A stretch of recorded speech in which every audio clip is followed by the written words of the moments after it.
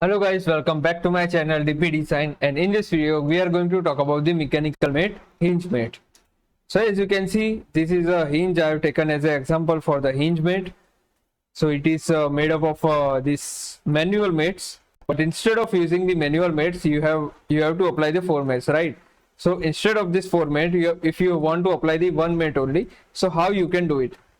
So that's how you can go to the mechanical mates and go to the hinge mate, where you can select the concentric selections, right? Which is a concentric selection and coincident. Okay, so if you apply the coincident selection here and click it OK, done.